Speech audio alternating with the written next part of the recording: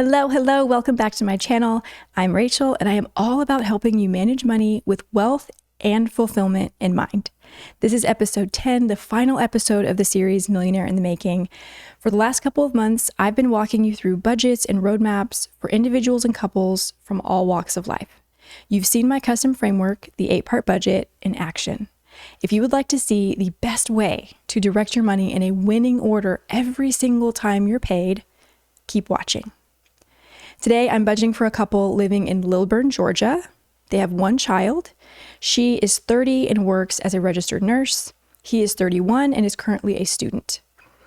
They're both veterans who receive monthly disability, but their income is variable because she sometimes pulls in overtime and he receives GI Bill benefits 6 months out of the year. At its peak, their household gross income is about $220,000 a year. Let's establish a budgeting tempo for them based on their minimum income, and I'll explain what I would do with funds they pull in beyond that. Let's do it. We're going to start this one by looking at their pay frequencies, because one of the goals that she mentioned in her application was they're trying to figure out how often they should budget. What we're dealing with here is on the first of every month, we have disability coming in for her and we have disability coming in for him. It's once a month, always on the first. But she works as a registered nurse and she's paid bi-weekly. For November 2024 specifically, her paydays are the 1st, the 15th, and the 29th. So when they look at this, they say, okay, well, we could budget bi-weekly. So we could budget based on when she is paid, or we could budget monthly. Which is the right answer? Well, here's my thought process with this. I don't typically like to recommend budgeting bi-weekly. The main reason is you have these date windows when you're paid bi-weekly that change throughout the year. The actual date, the numbered date for the budget windows, it just changes month to month throughout the year. You've got these changing windows, which means the bills that you cover with each paycheck, that list changes too. So it's just hard to establish consistency and predictability. It also could be frustrating for the budgeters themselves because they would love to have a November summary, for example, that is a crisp, okay, from November 1st through the 30th, here's what we brought in and here's what went out. But when you budget bi-weekly, your date windows are not crisp like that in alignment with a calendar. So understandably, that can be frustrating. In their case, I'm going to recommend that they budget monthly. The two main reasons for that being, yes, biweekly budgeting can get a little confusing. It can be a little bit of a pain, but the larger driver of my recommendation for them to budget monthly is the fact that they have proven that they've got some sound financial habits to begin with. You'll see this here in a moment as I show you more of their setup tab, but they are good at saving. They're good at saving for multiple things at the same time. They don't have credit card debt. They're not turning to the credit cards and the personal loans and flooding their budget with a lot of superfluous spending. Like, they're not doing those things. So with monthly budgeting, the drawback is your check-ins and your resets are infrequent. They're only once a month. You're having to go from here all the way down here with one budget. And if things fall off track, it can be hard to stay motivated. If you're pretty off course by the 9th and then you just kind of give up, that sometimes happens with people who budget once a month. But again, I'm looking at the fact that they've got some good habits. If I'm choosing like the lesser of two evils here, I'm going to say, let's budget monthly. And the minimum income is what I'm going to work with when I fill in their setup tab and we start to look at their budgets. We're going to go with just the disability and then the RN base paychecks. What I'll do is I will list placeholders for RN overtime and the GI Bill benefit that he gets 6 months out of the year, which would also be once a month on the 1st, right? Because that's not consistent, I'm not going to prep their budgets with that in mind. And same with the overtime. I'm not going to prepare their budgets with that in mind. I want to make sure we have a solid plan and strategy with just the minimum, and then we'll press forward from there. So today's setup and budgeting is going to be done in the Google Sheet version of the planner. So let's go ahead and move over there now. So since they're budgeting monthly, I have chosen the monthly version of the Google Sheet. And on the Setup tab, we have several tables to fill in. And once we're done filling these tables in, we'll have prepped budgets by paycheck or by month for all of 2024. And I'll show you what I would do with their discretionary income in December. Then we'll shape a general strategy going into 2025. So we've listed the year here. When it comes to their money calendars, we'll do a Sunday start. For their master category list, after looking at some of their expenses, I did go ahead and add household supplies, medical, and special events to the list that's put here by default. So I added 3 new ones here. I went ahead and left the important date types as they are. This is what you'll see by default. This actually doesn't impact the budgets at all, this particular table, but it factors into the year at a glance tab where you actually have all of 2024 visible here, and you're able to color code certain dates on the calendar based on these event types. But I left those as they are, and year at a glance is something that they would fill in on their own based on what they would like to see stand out on their year at a glance. So then we hit the master bill list. They're homeowners, so we've got the mortgage here due on the 1st. Looks like they've got a storage unit. Their son is in daycare. They cover that every 1st of the month. All right, utilities, subscription there, another utility bill. Got Netflix, Microsoft, life insurance. Nothing really giving me pause here thus far. We did hit this expense in their list of the gym/personal trainer at $560 a month. This one gives me pause because this is a hefty monthly payment. But I've got it listed here, and we're going to see how things shake out once everything is in place. Got internet, cell phone, life insurance for her. They've got this car wash subscription, may also be something to look at there. And then Hulu, right? Pretty standard stuff. But the car wash and the personal trainer expenses are 2 that I think are worth looking closer at. Here's the thing with the 8-part budget, because the very first block is expenses, this system really only serves you and helps you if you routinely scrutinize your list of expenses to make sure that for all the subscriptions that you've got, you actually use them, you actually see that they're worth what they cost. You've really got to make sure that this list is appropriate and it aligns with your values, especially when you look at the bigger picture and you take a more holistic approach. Okay, with everything in front of us, are we okay with these expenses? Otherwise, the 8-part budget really kind of becomes an enabler because this is all stuff that's going to go in block 1, expenses. Like right off the bat, your money is going here. And if you have things in here like too much house, so to speak, or massive car payments, you really want to keep this list fine-tuned. Perhaps something that we're going to come back to, but this is what they've got for their master bill list. They don't have consistent weekly bills that are due on the same day every week. So we're going to leave table 4 blank. We shift then to variable expenses. So things like food, gas, toiletries that they've got here, haircuts, meds, and copays. I think this is a great list. And I don't think that the numbers that they gave me are extreme. So we've got this list here. But in the application, under variable expenses, she also had $250 a month for family fun that she originally wanted to put in this box. And then his and her fun money, and I think the term that she used was pocket money. I interpreted that as personal spending or fun money at $740 a month. So about $1,000 here that I went ahead and removed from this table. The reason being, this family fun is for block 7 of the budget, which is like the household fun money, the household spending money. His and her fun money belongs in block 8, the very bottom of the budget, right? That individual spending. So they shouldn't go in block 1, which is where this stuff is going to go. Block 1 is going to hold your master bill list, and it's going to hold the variable spending. So we want to make sure that we're not putting things into these tables that really are appropriate for other parts of the budget. You could even make the argument, and honestly now as I speak through it, I would say this gym and personal trainer might even be a better fit for block 7 or block 8, as opposed to just, hey, As soon as you get paid, like these are the priorities. These are your needs being met. Well, this one isn't really a need. It's clearly a priority for them.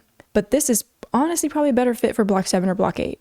And that's certainly true for these two lines here, family fund and then his and her fund money. So I removed those, and this is what I went ahead and kept for variable spending. Remember, we're budgeting monthly. So when we look at table 6 for the template, this is asking about the monthly income. When does that monthly income hit? And it's the first of every month, right? So when it says first payday of the year, I'm putting January 1st, and it's always going to be the first. So I'll check this box to say, okay, go ahead and auto-populate my full list of paydays with the first of the month, which is what this is doing here. The monthly income they receive is disability for him, and we've got the amount here, and disability for her with this amount. The GI Bill is a placeholder that would also come in monthly, but I don't want to prep as if that budget is consistent because it's not. I only want to initially work with consistent income. I did leave myself a note here though, that his GI Bill, which comes in 6 months out of the year, this is the amount that it would be. So there we've captured the monthly income. And when I check these two boxes, it makes sure that the income blocks throughout the year will have these names and these amounts every time. I won't have to copy and paste it every single month into the income block. They'll just have these automatically. When we look at their investment accounts, we have a taxable brokerage, a 403b, and a thrift savings plan. She also mentioned that they've got some savings for their son that they'd like to move into an investment account. So I've gone ahead and just listed here 529 for their son and marked it as new because they still need to open that and get that set up. For savings buckets, all of these buckets are ones that they already have in place. They have done an excellent job of separating savings based on goal, based on what the funds are for, and this is that list. And if we pop over to the savings bucket tracker tab, I have gone ahead and filled in all the starting balances for those buckets, and you can see them up top. It's probably easier to read them all together across the top here. About $5,700 for their emergency fund. They've got savings for their son, Christmas, and then the vacation and fund money buckets are here with the current balances listed. The only debt that they have is the mortgage. And I want to take a moment to explain something a little bit deeper here.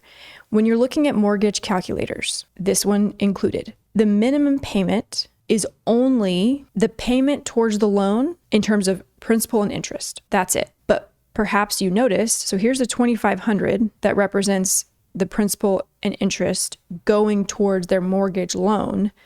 But over in their expenses block, well, why does this not say $2,500? Well, this amount includes homeowners insurance and property taxes. So each month when their mortgage payment gets processed, it's going to include the principal and interest, the actual loan payment piece of it, as well as property taxes and insurance and any HOA fees, things like that.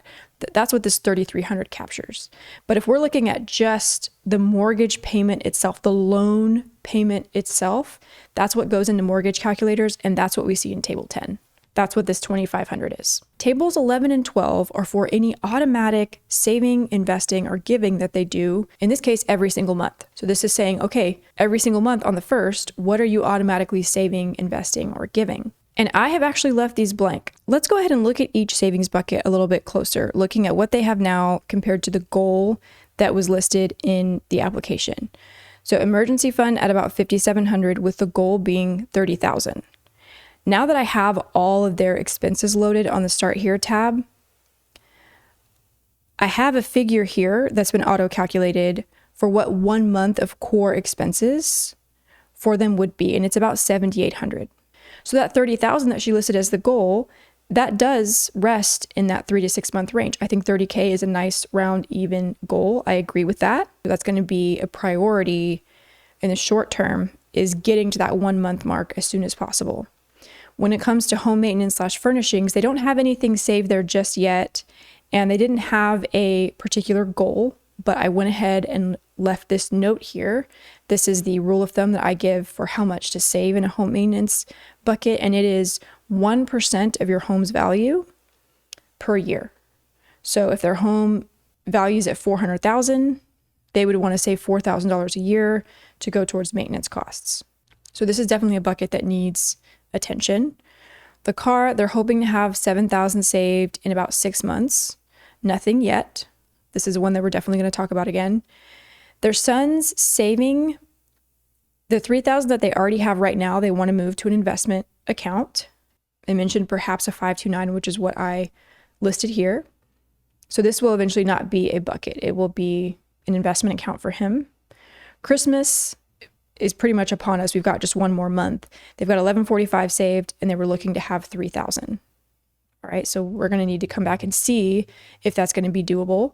The family vacation sounds like this is just a running amount, no particular goal here. That tells me they don't have a specific family vacation in mind with like destination figured out and a goal set. It's really just a running bucket. However, for their son's birthday and the vacation that's kind of wrapped in with that, they're looking to have 4,500. They have 2,200 right now. When it comes to vacation buckets and travel planning, one of the best things that we can do is go ahead and craft a budget, lodging, airfare, entertainment, food, listing all of those out based on the destination and determining is this going to cover it or is it perhaps too high? So the recommendation I listed here is go ahead and budget for this event, for this trip, and then figure out when that savings bucket is due, if you will. Like, is it June 2025 that this trip is actually going to take place? Okay, well then if we know 4,500 is the ultimate goal and we have until June, then we can set up a consistent savings schedule to ensure that we reach that amount by June. And that's really the best that we can do planning wise, is budgeting the actual trip to see if our amount is reasonable and then giving it the month that the bucket should be full and crafting a savings schedule against that. When it comes to these 3 fun money buckets, typically when you see me create budgets for families, fun money is something that I try to work into the budget if the funds allow. This would be at the very bottom in blocks 7 and 8. If the funds allow, setting aside personal spending money, which is what these represent. It's not too often that I see them as actual buckets, but that makes sense why this might be the preference. I would just encourage them to look at the goal amounts and see, okay, where are these figures coming from? What is the 3,200 for? The reason I bring this up is because it is possible to oversave, and I have seen it with clients time and time again. They've got a good amount of discretionary income and they basically just save for the sake of saving. I'm not saying that's what's going on here. I have only reached like a surface level understanding of their situation, but we want to try to be precise in our amounts and in our goals and create saving schedules against that so that we're not over saving and sitting on what could be thousands of dollars that, could be invested, but it's sitting in a savings account. So that's just my tidbit there. But those are all of the buckets. And what can get tricky here when multiple buckets are involved is, okay, well, what's the priority? She included in her application a savings schedule for the buckets. And the reason that I copied it over and I want to share it with you is because it gives me a better idea of their priorities. So I can see that her listing, $2,000 a month to the emergency fund, she recognizes that this is important. This needs to be built aggressively. $500 a month for son's savings, $1,000 a month for home maintenance / furnishing. Yep, this is one of the bigger efforts as well. $430 a month for Christmas, $133 a month family vacation, $634 a month for son's birthday / vacation.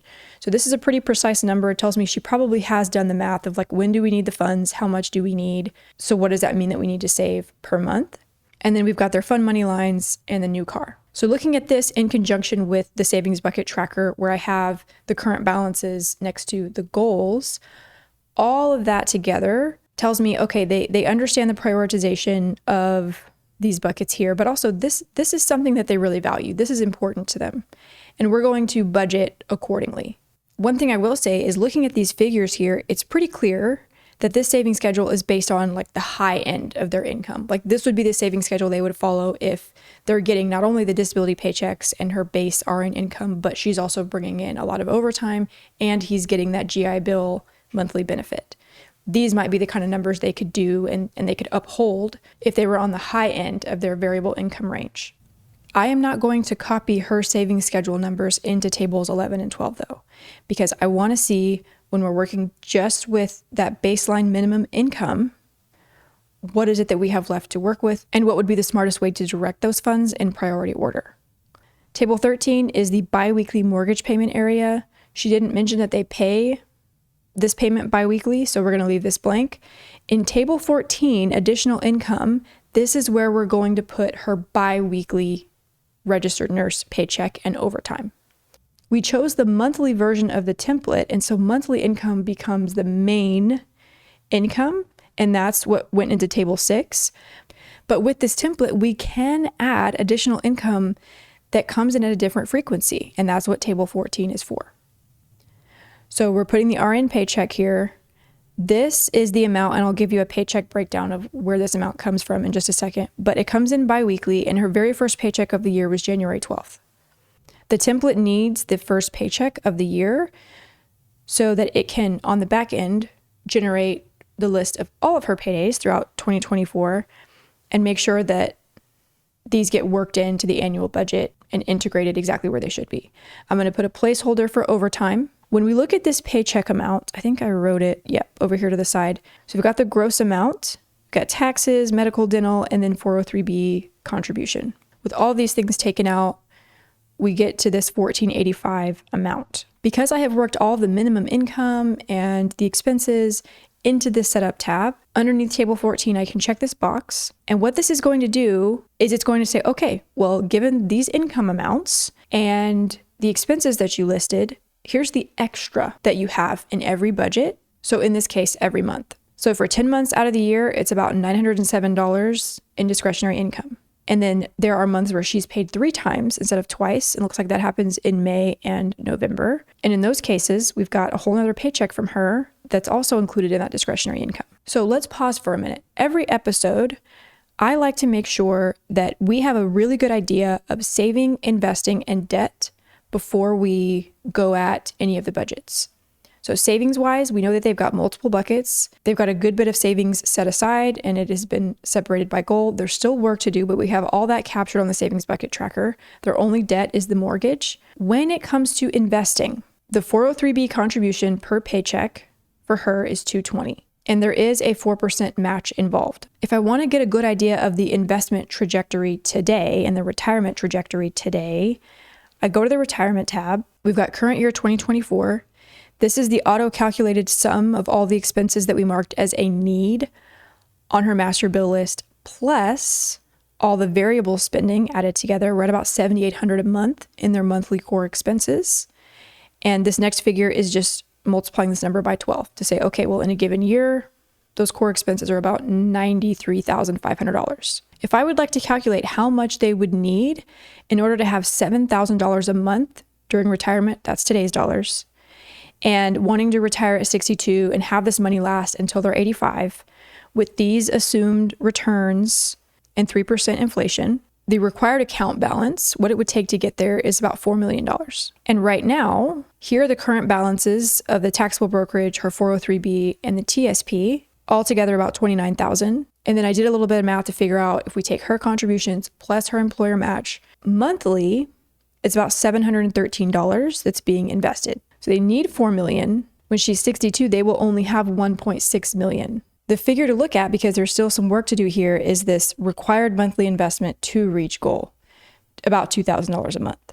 So they're at $713 right now. They want to be able to get to about $2,000 a month in order to be able to work with these numbers. $7,000 a month during retirement in today's dollars, retiring at 62 and being set until they're 85. So now I have a much better idea. Debt, savings, and investing. Earlier in the video, I showed you this list with the savings buckets and the savings schedule that she provided in the application. And because we've seen in a typical month, based on minimum income, there's about $900 left to work with.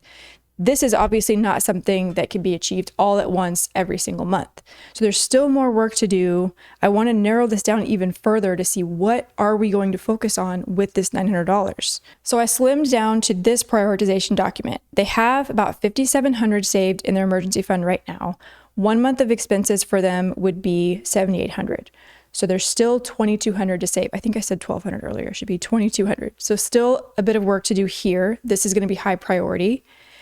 The car that they're wanting to save for, looking at having $7,000 in 6 months, I have questions here, because if the idea is that they'll use this as a down payment in 6 months, maybe they'll combine it with the trade-in value of the car that they have right now. Almost certainly there's going to be some sort of loan component to it. My question would be, what would that monthly payment look like? because that's going to make changes to the expenses list. And I'd hate to see their $900 a month in discretionary dollars go down to $300 because of a car payment. So we'll still try to work with this, but I hope looking at the numbers and seeing the discretionary dollars here, if they only work with the minimums, perhaps holding off on taking on a new loan. I think it's really worth trying to hold out as long as they can on that. They're currently investing $713 a month, and they've got $29,000 invested. We want to get this up to $2,000 a month. That's going to be a high priority. Christmas savings at $1,145, but they wanted $3,000. And because this is a bucket that becomes applicable pretty much right away, we're going to want to try to make a good contribution here pretty quickly. And then their son's birthday savings / vacation being at $2,200, and the goal was $4,500. So this is just taking that total list, seeing where their priorities are, and trying to consolidate it a little bit further so that I can take the 8-part budget, which is a system that's already in priority order, and fold into it these facts about their finances. So let's go to the December tab. We have the money calendar here with paydays highlighted and bills listed on the day that they're due. Then we slide to the right and we have the budget start date of December 1st. The end date is December 31st. So this budget will capture all of December. That's exactly right. And in the income block, we have the minimum income. His disability on the 1st, her disability on the 1st, her RN paychecks, which there will be 2 of them, one on the 13th and one on the 27th. So the template has added those amounts together and listed them here. And then we have placeholders for GI Bill and RN overtime. So if they get to the end of November and they realize, okay, here's a really good estimate of what this overtime is going to be, and is the GI Bill benefit applicable to December? Okay, well, let's add that in. They'll do that later, but for now, let's flesh this out just with what we have here. The expenses block has automatically been filled in with all their bills from the master bill list. And if we keep scrolling, we're going to hit all of the variable spending that they listed, and these are monthly estimates, so that's perfect. There aren't any, we didn't add any automatic saving or investing, so the rest of these blocks are empty. There's 907 left to work with. Right away, what we want to do is add a cushion to the expenses block because we're going to give every dollar a job. I'd like there to be a little bit of wiggle room. And because this cushion needs to last an entire month, this is just going to sit in the checking account and it's going to catch any slight overspending or small unexpected expenses. This needs to last them an entire month. So I would say here, let's put 300. So 607 left to work with as we go into block 2 emergency fund contribution. This is a priority. We still haven't reached 1 month of core expenses saved, and that is that initial emergency fund goal. Let's be pretty aggressive here and put 400 going towards the emergency fund. There's still 207.32 left to work with. Again, referencing my consolidated priorities list, we're being attentive to the emergency fund, but I see that this Christmas savings bucket, I mean, that is in December. And it's not quite where they want to be. So I'm going to say, let's put the rest of this discretionary income, this 207.32, we're going to scroll down here to the family fun area, which is block 7. And let's put all of this 207.32 towards Christmas. And now we have budgeted down to 0. Our remaining is 0, so every dollar has been budgeted. This is what I would do with December with just their minimum income. And then here's my thought process if overtime comes into play. So let's go back up here to the income block, and let's say her RN overtime, we're going to have to clear that formula that's there, is $1,500. What I would do in this case, I would bring this emergency fund contribution up from $400 to $900. Okay, so we're going to boost that by $500. Christmas, I would add another $500 here. Okay, again, because that is pretty much upon us. The remaining $500 I would put in the savings block to go towards their son's birthday / vacation because there's still some work to do there. That's what I would do with overtime. If this is a month in which the GI Bill payment is going to come through, so let's put that $2,100 here. I would do another $1,300 to the emergency fund, and guess what? That's going to pull us to that $2,200 that we're short to get us to that 1 month of expenses saved. I would do another $500 here for their son's birthday. And then the remaining $300, I would split 50-50 between her and her spouse for fun money. So this was originally listed in her variable expenses block, wanting to have $740 per month for fun money. But that personal spending, that fun money, is a better fit for this block. And this amount should fluctuate month to month. It shouldn't be just a fixed figure that you put in every single budget, because things change over time. Income changes. This is especially true for those with variable income. And so it's almost like it's a case-by-case basis. Each month, each paycheck, we're really going down the list of the 8-part budget, going in order and making sure that we're directing the money wisely. All right, and so now that that budget is complete for December, when I go back to the Start Here tab, the remaining funds at 0 would mean that that budget is done. It's ready to implement. So we're going to see that checkbox there. But in looking ahead at 2025, again, just starting with the minimum figures, in a typical month with the 900, they're going to need a $300 cushion. They can put $500 to the emergency fund, and then the remaining 100-ish could be for personal spending. Now, I realize that's not a lot to split over the course of an entire month, but at the end of the month, if they didn't end up using the cushion because they stayed on budget, that cushion opens up $300 that they could then split. So don't forget about that cushion, and let that kind of incentivize you to stay the course and track your progress along the way. In these 3 paycheck months, I would say that extra paycheck, just invest it.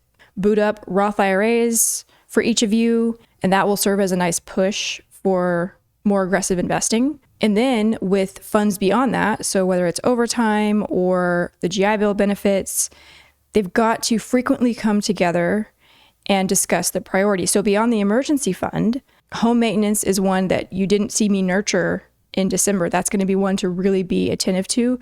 Car maintenance as well. So that car fund, I would consider that kind of dual purpose, dual title. It's potentially a new car, but it's also car maintenance. Even if they don't get that new car, they need to have funds set aside for maintenance costs. And that's, your oil changes, your tire rotations. I like to use that bucket as well for annual registration of the vehicle. So I would say that would be the second thing to really look at. And then increasing their investing, and then looking at putting more into their son's 529, if that's the account that they choose to go with. So that way they're making sure throughout the year, throughout 2025, they're consistently nurturing that emergency fund in a really nice way. It'll still take years to build it up to full health of $30,000, but that's normal. Having a little bit for personal spending, and a decent amount if they don't end up using their cushion. And then I would look at 4 things really being hot topics at the money meeting when they have money beyond that: home maintenance, car maintenance, investing, and then the 529. I think they can definitely multitask their money to reach the goals that they have, but the approach should be on a monthly basis. But rather than trying to create a full 1-year plan or even 6-month plan, my advice to them is take it 1 month at a time, because the income is variable. Know what your priorities are, keep discussing and keep reprioritizing when you earn above this. All right, that does it for the final episode of Millionaire in the Making. I hope you've enjoyed this series as much as I have. Budgeting is my jam, and I love the idea of taking this big monster of family finances and consolidating it into a repeatable, intuitive system. The 8-part budget has completely transformed my financial future and the lives of thousands of people around the world. I've got both physical and digital tools if you want to implement this system in your own home, so be sure to check out the Ray Michelle Planner shop to learn more and snag your favorite. Stay tuned, because I am launching my podcast, Honey, We Can Afford That, in December. This is going to be a must listen for couples and parents who want to promote abundance mindset and wealth building habits in their home. It's almost here, and I can't wait to share it with you. Thank you so much for watching, and I'll see you next time.